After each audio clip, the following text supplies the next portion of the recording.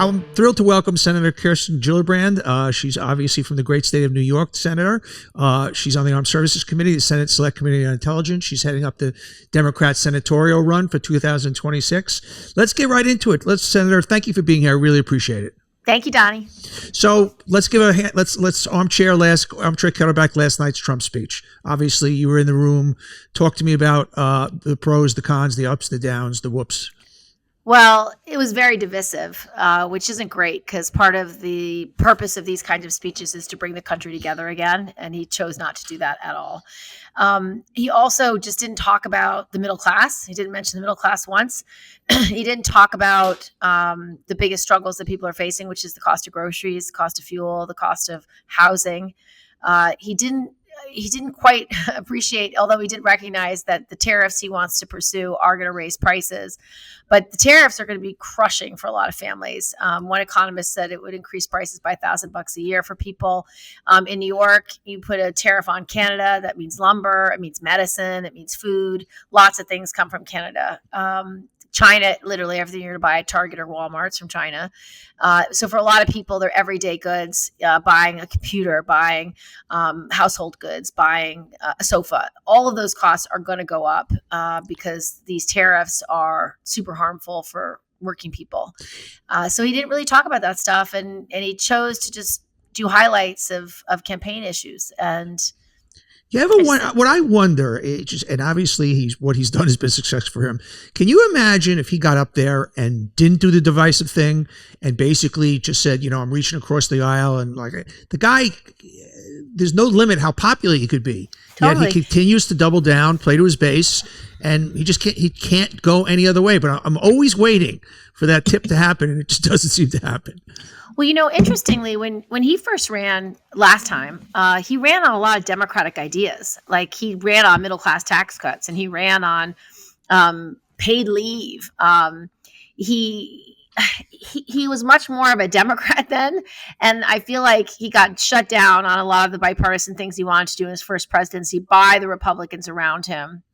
And he's really leaned into this populism, which is, as is typical, populism is popular. And what has been hardest for a lot of people like me to deal with is that he's so disingenuous. He doesn't mean it. And he says things that could be popular with everyone, but then does it in the meanest, most divisive way possible. And he just takes the oxygen out of the room every time.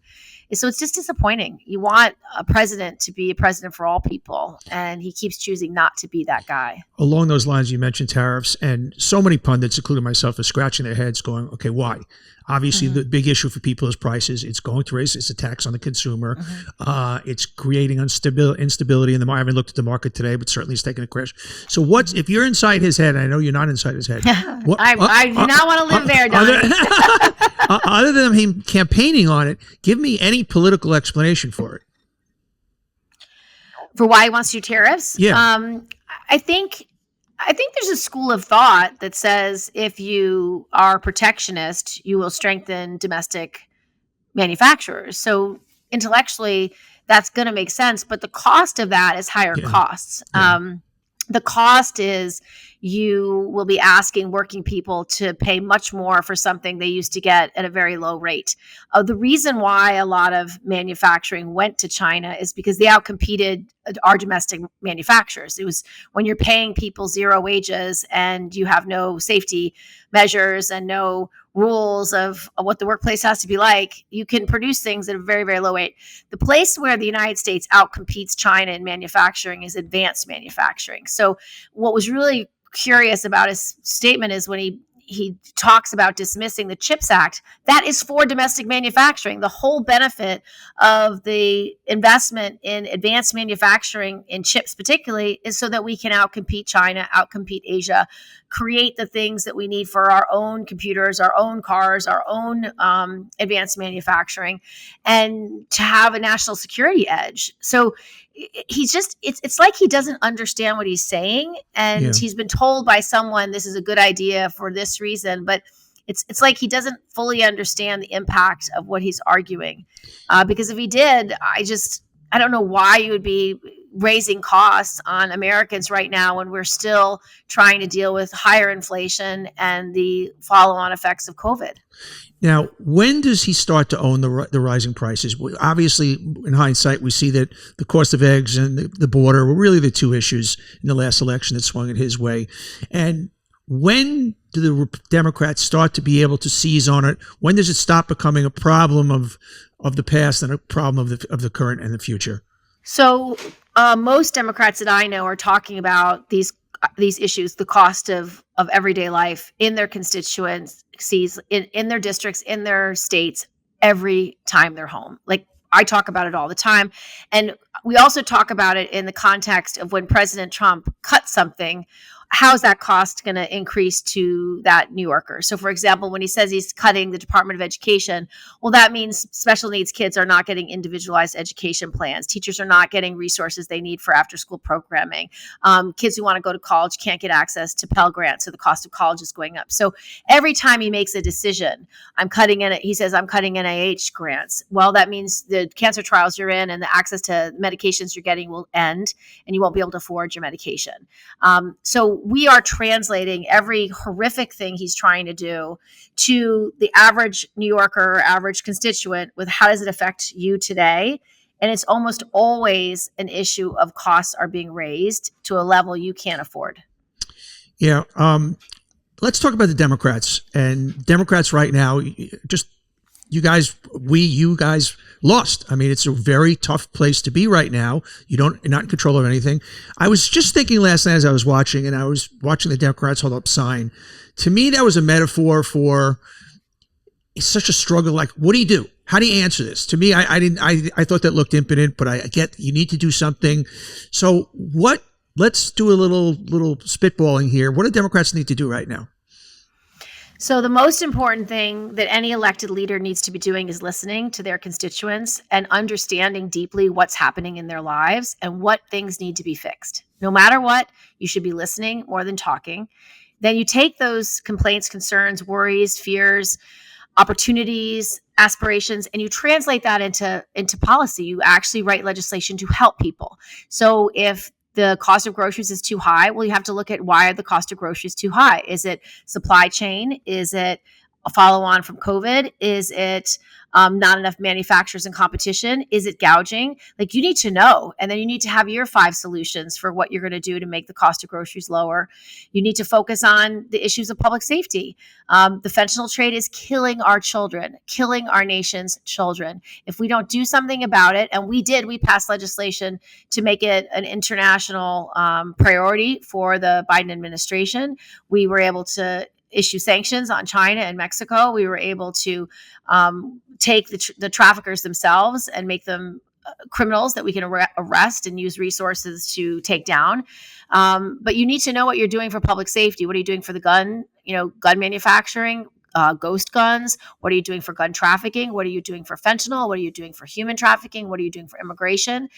And so Democrats who are doing their jobs well are not only listening, but talking about the things that are most front and center. Those are the candidates that won last cycle, Donnie. And we did very well in some places. In New York, I helped to run a coordinated campaign. First time we ever had one in New York State. The governor, Hakeem Jeffries, helped, and we built a robust coordinated campaign together.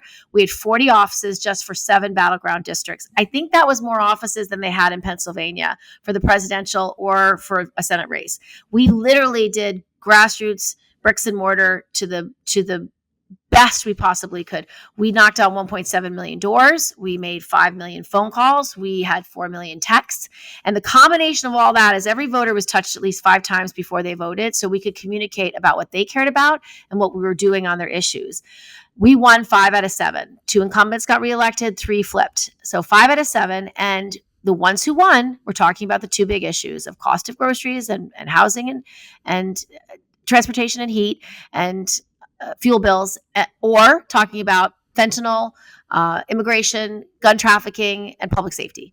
And so that's how you win politics. Yeah, and so it's not complicated. It's not complicated. So after last night's speech, if you're going to go talk to your constituents, tell them what you didn't hear. I didn't hear the word middle class mentioned once. I didn't hear any plan for getting your grocery costs down. I didn't hear a plan for how we're going to address inflation. And he acknowledged that tariffs would raise everybody's prices. Can we really afford it? So that's what Democrats should do. That's what Democrats are doing, especially those who are attuned to their districts. And, when you're a party in opposition and you don't have a presidential candidate or president, you don't have that focal point. You don't have the bully pulpit, as it were. So each of us has to be our own focal point in our own state or district. And for a lot of these Senate candidates, they do that well. That's why we outperformed the top of the ticket on average by 5% last cycle. And it's how Ruben Gallego and Tammy Baldwin and Jackie Rosen and Alyssa Slotkin all won. Yeah, lessons learned there. So you need to flip 4 seats and hold on to all the incumbents to get the Senate back. Obviously a tough task. Early strategic thoughts other than what you've mentioned already? Well, my recent memory of my own career, the last time we had a blue wave, a real blue wave, where we had House and Senate flip significantly was 2006. It was the midterm election of George Bush. George Bush overreached. He cut Social Security. That's a devastating issue for most voters. He was mired in Iraq. People wanted to get out of Iraq. They didn't see how this strategy was making us safer. There was culture of corruption in Washington, lots of scandals, dollar bills and freezers, covering up for, page scandals, like very bad things happening in Congress. And people wanted healthcare as a right. So Medicare for all, that's when Medicare for all first started the conversation. I wanted to have a not-for-profit public option. I ran in a 2-to-1 Republican district, and I was part of the blue wave that flipped the House. When they called New York 20, that was when the House flipped. And so my classmates, we won. The wave lasted 06 and 08. We won in those Senate races, red states. We won Claire McCaskill, Missouri. We won Sherrod Brown, Ohio. We won Tester in Montana, red places. And so I need the same dynamic this cycle if I want to win Senate, and certainly if we're going to flip the House. And I think that's absolutely feasible to flip the House. We only need a few more seats. We might even be able to get 1 or 2 out of New York, which if we build the coordinated campaign this cycle as well, we can put a couple of seats in play. On the Senate side, there's more obvious targets than others, blue states, like bluer states like Maine, or purple states like North Carolina. And then you have a ton of red states, and you need to make magic in red states with really good candidates, either someone who's won statewide before or represented a big city, or just has a great bio like Dane Osborne did in Nebraska last cycle. Like, you need a candidate that exudes their state, who represents their values, who's going to be a fighter for what people care about. And in a wave election, you can win in unexpected places. So I'm going to look at 7 or 8 red states. I'm going to try to find the best candidates in every single one of them. And then we are going to try to lift up their message, and build a wave over the next year so that we can take advantage of disapproval of Trump's overreach. He will cut something, and he will not address the cost of things because he's not focused on it. And his tariffs will cost the American people a lot. And I bet a lot of voters will say, I did not sign up for this. And all the stuff he's doing abroad is only going to make us less safe.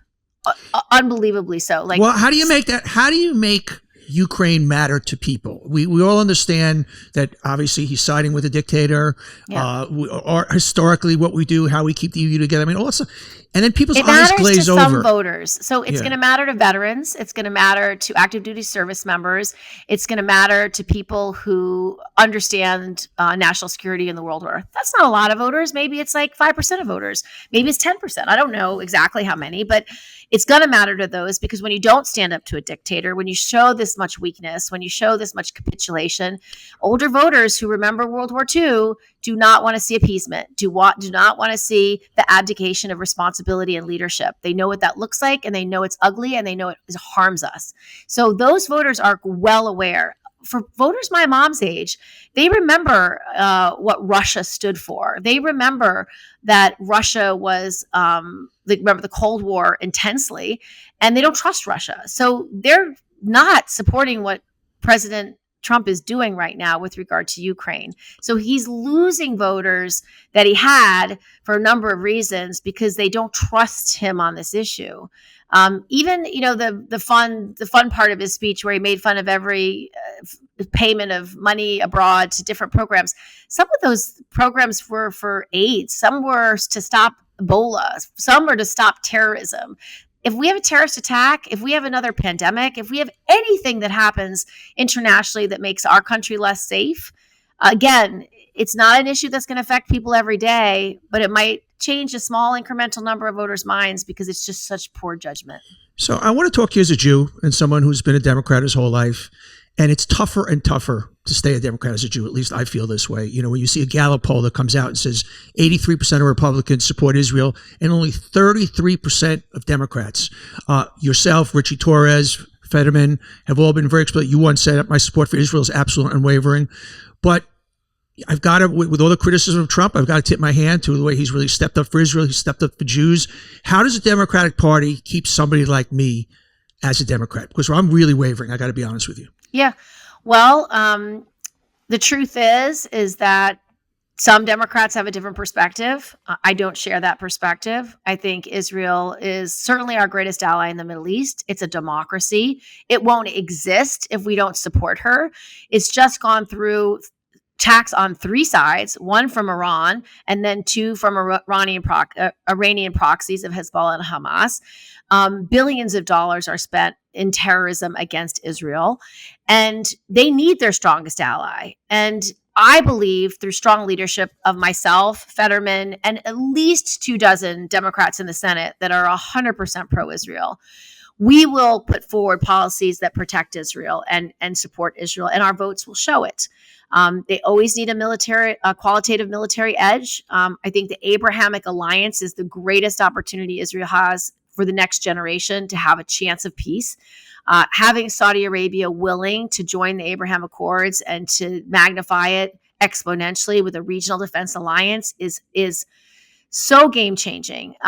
It was Netanyahu's idea before October 7th. I think the last year and a half has been so traumatic for Israelis that it's been very hard to get back to that vision. But if we can get the prime minister back to that vision, it is the key to success. Because if you are aligned with the seat of Mecca to fight against terrorism, and you have an Arab face, a Muslim face on rebuilding Gaza or creating a security plan for Gaza or the West Bank, you're going to be more successful. If you have all the Arab allies helping you root out terrorism and to destroy Hamas and Hezbollah and the Houthis, you will defeat terrorism much faster and more thoroughly than you could on your own. And this is obvious. This is something that Netanyahu knows. And we just need to keep encouraging him to get back to that vision, because that's how Israel's going to be safe. And I can play that role, certainly as a leader from New York. I sit on the Armed Services Committee. I sit on intelligence. I understand why this is the right strategy. And hopefully through my leadership, I can convince other Democrats that this is how you support an ally. This is how you support a friend. And we want this democracy to thrive, and we want them to be safe from terrorism. And I think I can get support for that. But it takes time. And, you know, when you have far right leaders, people confuse the issue, in my opinion, that when they dislike Netanyahu in the way they dislike Trump, that they can apply the same lens of politics to Netanyahu that apply to Trump. So disruption, advocacy against, lack of support, anger, frustration. And the problem is, on the world stage, those feelings, those efforts, they translate differently. They read differently. It reads like I'm no longer supporting an ally, as opposed to I disagree with the political judgment and the political position of a political leader. And I don't think everybody has the same sensitivity to how that is read by Israelis, how that is read by American Jews. And I think that's what's undercut us, because Netanyahu just happens to be their version of Trump, just very, very conservative. And many people just don't agree with all of his policies. And they express it in the way they express politics in this country, not necessarily recognizing on the world stage it reads very differently. You know, historically, the answer has been a two-state solution. And I don't even know how that works anymore. When you see that Hamas obviously is still in control, when you see that basically 70 to 80% of Palestinians support Hamas, how do you ever have two states sitting next to each other? I mean, I don't even, that seems to be off the table for me. I know that that's not traditional thinking. I'd love your thoughts. I don't think it's off the table. I think that's a lack of imagination. I think if you had this Abrahamic alliance, they could rebuild a Palestinian state. Let's just say you started to rebuild that Palestinian state in Gaza. It would be a 10-year investment of building buildings, building hospitals, building schools, building infrastructure, water, food. Our Arab allies are extremely wealthy countries. They would pay for that. They would make the investment as part of the Abrahamic alliance. What the United States would do is give those Arab allies and Israel the military support that they've been asking for, the intelligence sharing that they've been asking for, sort of a NATO style alignment.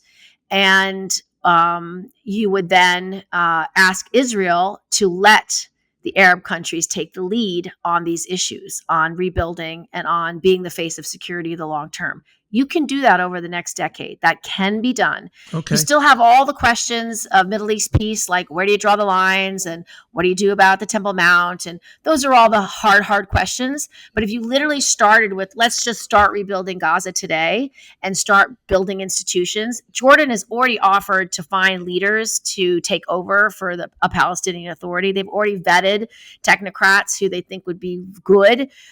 Egypt has already agreed to help create stability and security and be part of the rebuilding effort. With the Saudis taking the lead, you've got, again, the seat of Mecca taking a leadership role aligned with Israel to do this work. That changes everything. And that is, and having that alliance from a national security perspective, Donnie, is so powerful for us because when you have more friends, you have greater reach into intelligence, you have greater reach into operations, and you have greater reach into disrupting and destroying terrorist cells. That's how you win. So this is the way you win. And we just have to get the prime minister back to that because that's where he started over a year and a half ago. And that's why October 7th happened. For clarity, this agreement was going to be signed like October 18th, like literally within weeks. And that is why Hamas decided this had to be done now. That's why Iran and whoever else funded this decided it had to be then. And that's what they did it. And they made it as disgusting and as horrific as barbaric as they could so that Israel would overreact in whatever way they acted. They wanted it to be bloody. They wanted it to be heartbreaking. They wanted it to be torturous so that Israel would just destroy. And they didn't care how many Palestinian lives were lost. Hamas welcomed Palestinian loss because they knew it would create an anger that could last 100 years. So that was their vision, 100 years war.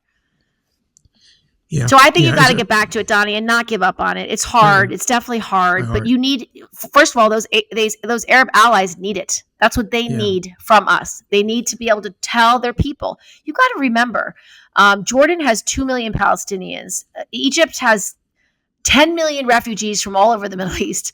They need to be able to tell their populaces, we believe in self-determination. We believe in basic human rights and human liberties for your Palestinian brothers and sisters. That is what Israel fundamentally believes in as a democracy. And so you have to give a vision for our allies to say, we're in, and we'll spend the money, we'll do the work, we'll do the rebuilding, and in exchange, we'll help you fight terrorism. And in exchange, we'll help you create economic growth. And in exchange, we'll create a 100-year alliance where we will defeat terrorism long term. Yeah, obviously anti-Semitism on the campuses has been a big discussion. One of the ways I always thought from a marketing point of view, you get across to people, you don't even make it about anti-Semitism. You say that these are jihadists and they're looking to kill everyone. It's not just Jews. And that they need to reposition and just make it about jihadism. What are your thoughts about that? It's clear. It's a very clear message, and it defines it very clearly, and that's certainly consistent with the words they use. A lot of these activists did use the term jihad, always used the term river to the sea, which means the destruction of Israel. They use the entire framework of what Hamas has on their websites and on their declarations of what Hamas is for, and a lot of I think young people were deeply misled about what Hamas is and what their goals and intentions were. And so it created a very unsafe environment for Jewish Americans. Let's not forget, Hamas has one goal, and that's to destroy Jews. Destruction of Israel, destruction of Jews, 100%. And destruction of the Western world also.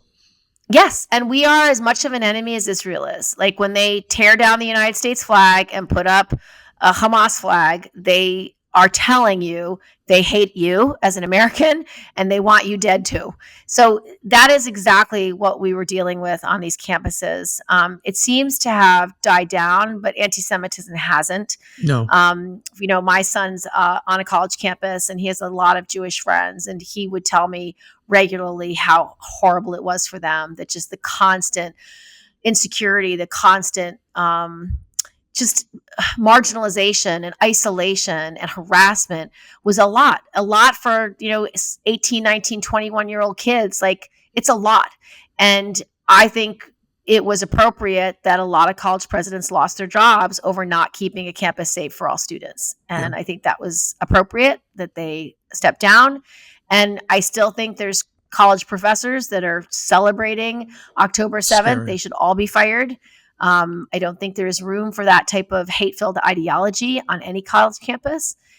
And I do think we need to think long and hard about how we protect all students, because we did not do a good job. And I have to say, there was a lot of places that were not safe for Jewish students. Yeah, and the Democrats fell down. Even Trump the other day, and I'm going to give him kudos again, put out a dictum that basically put out something on Truth Social that anybody that's protesting on college campuses and going after Jews, they'll be thrown out, they'll be deported.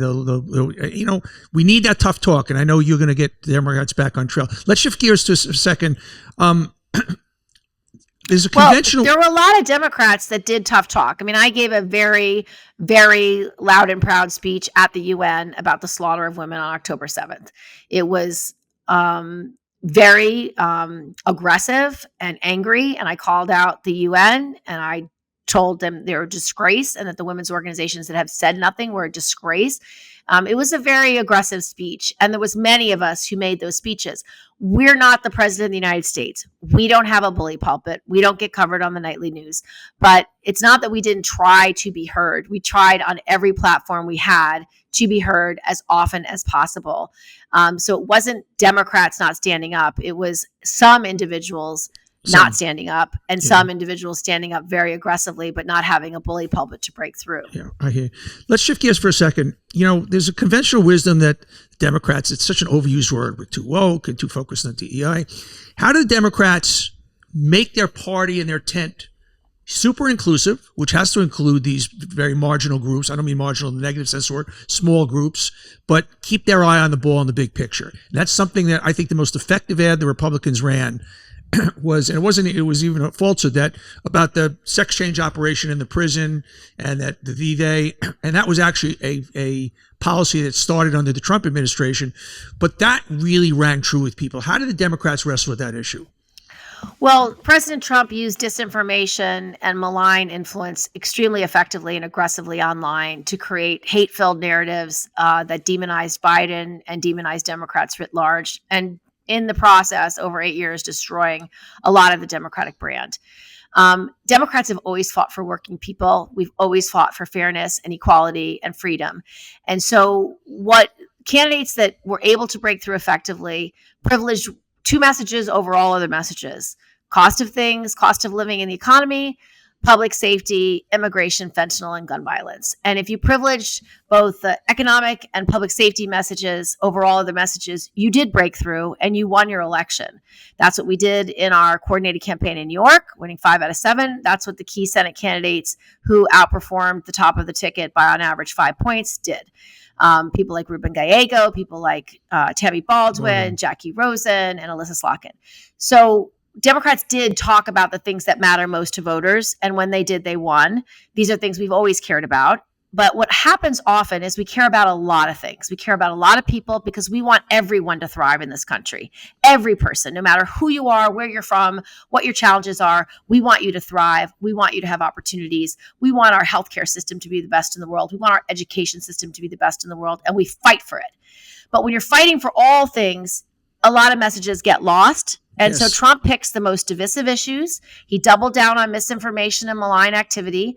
And he used social media in a way that Democrats have never been able to weaponize in the way he did effectively. And so if you weren't privileging the two main issues, you got lost. And so I think top of the ticket spent too much time on issues that didn't affect that marginal voter. If you spend too much time on reproductive rights or too much time on democracy, then that single mom in Pennsylvania who can't feed her kids doesn't hear you talking about the price of eggs, or the price of meat, or the price of fuel, or the price of her rent. She doesn't know that you've got her back, and she won't vote for you. That's where we lost. We lost on, those incremental voters in all the purple places. Right. Yeah. And again, a lot of men voters. We lost by a percentage a certain number of white men voters, black men voters, Hispanic men, Asian men, and young men. So if you lose a percentage of all those from our coalition because you spent too much time on reproductive rights or too much time on democracy, they cared about those two issues, but those were issues 4, 5, 6, and 7. They weren't 1 and 2. And so you lost those. And then on the top of the ticket, we lost, I think we got 54% of white women. We usually get much higher. I think Biden got something like 58% of white women. So we lose them because abortion, particularly if you're an older woman or you're an evangelical woman, doesn't score on your top 5. So that didn't get that incremental voter. And that's not enough. So it's not that we are focused on all these issues that you call woke. It's just not true. It's what Trump created as what's wrong with us. Yeah. Whereas that is not who we are. We care about everybody. We actually care about everybody. I care about my farmer, my veteran, my police officer, my firefighter, as much as I care about my mom or my dad. I care about everybody. And I fight for them through legislation and advocacy in everything I do. I ran my campaign on the cost of things and on public safety. So I outperformed the top of the ticket by a good percentage point. I don't know what it was, 2, 3, 4, 5, something. I outperformed almost all candidates around the state because I had enough money to run ads on those. And I was able to help our House candidates by improving the Democratic brand because I was talking about the right things.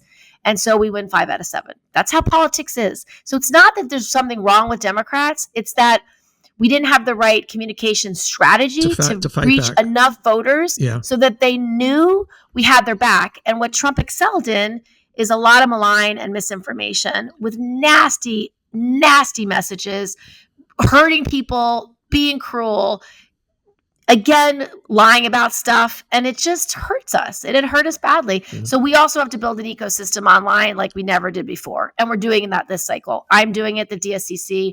A lot of our stakeholders are doing it. We're going to be able to put truthful messages into the ecosystem in a way we weren't able to break through before. So before I let you go, you've been so generous with your time. We're talking about top of the ticket. Any early thoughts about 28? It's a wide open field. I think it's way too early to talk about 28 because I want to flip the House and Senate in 26. Right. And how well we do in this midterm will determine who's going to be the best candidate. It'll determine who's breaking through. It'll determine which messages actually matter the most. And so we don't know who the best candidate is until we see how we do in 26, to be honest. And nobody who would be cool today is going to be cool in 3 years. So it's a lifetime away, as you know, Donnie. Lots happens in a year and a half. And so I'm all in on what I'm going to do between now and 26 to win these majorities. And then after we win these majorities, we'll take a fresh look at everybody, and then we'll know who the best person is. Senator, I really appreciate your time. You're doing a great job. Keep up the good work, Senator Gillibrand. Really appreciate your time on Our Brand. Thank you, Donnie. Appreciate you. Everybody, thanks for watching. If you like it, hit that subscribe button. And we love having you here watching On Brand. And just don't miss any future episodes. So don't forget to hit that subscribe button. We'll see you next time.